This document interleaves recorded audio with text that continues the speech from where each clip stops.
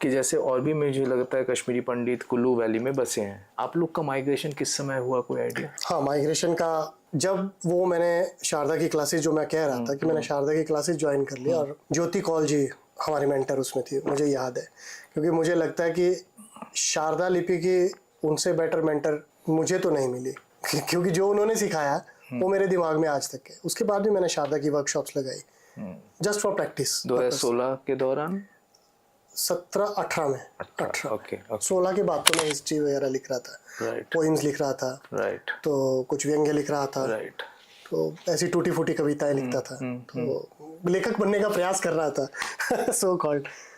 तो वो मैंने किया कंप्लीट, और उसके बाद फिर धीरे धीरे टांकरी में रुचि उत्पन्न हुई, क्योंकि मैं शारदा की लगा चुका था वर्कशॉप, तो मुझे आइडिया तो था, परंतु मैंने शारदा सीखी किसी और पर्पज से कि हमारे कश्मीरी शैविज्म में मातृका का प्रयोग होता किस तरह से है। पर्पस तो मेरा वो था, परंतु फिर 2019 में भाषा कला संस्कृति अकादमी शिमला ने देव सदन कुल्लू में एक वर्कशॉप आयोजित की टाकरी पर, दिसंबर में।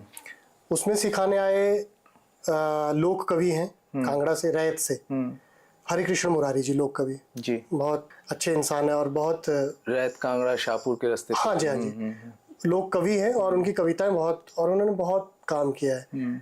तो वो आए थे और उन्होंने यहाँ पर वर्कशॉप लगाई, और 5 दिन की वर्कशॉप थी, बहुत से लोग थे हम सीखने वाले उसमें। तो उस वर्कशॉप से लगाने के बाद मैं कुछ समय तक टांकरी घर में ऐसे ही देखता था, पर प्रैक्टिस नहीं किया।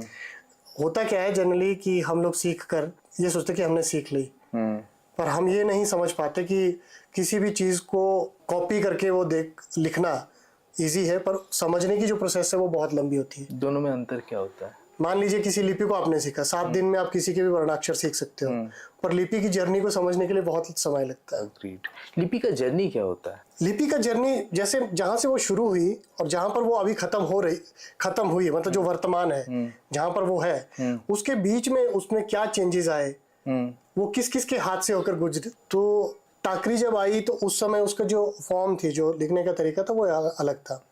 फिर वो किसी रीजन से होकर गुजरी, मान लीजिए वहां पर ज्यादा प्रयोग उस समय उर्दू का हो रहा होगा, या किसी भी लिपि का हो रहा होगा, या तो स्ट्रोक्स जो उर्दू के वो थोड़े लंबे जाते हैं उल्टी तरफ को, तो टांकरी का जो स्ट्रोक ऊ में आएगा वो थोड़ा सा लंबा चला जाएगा। जो उर्दू लिखने वाला यदि टांकरी लिखेगा तो लंबे स्ट्रोक की आदत होगी, तो वो ऊ को और टान देगा, और एंडिंग, हाँ, एंडिंग उसको स्ट्रोक को खींच देगा।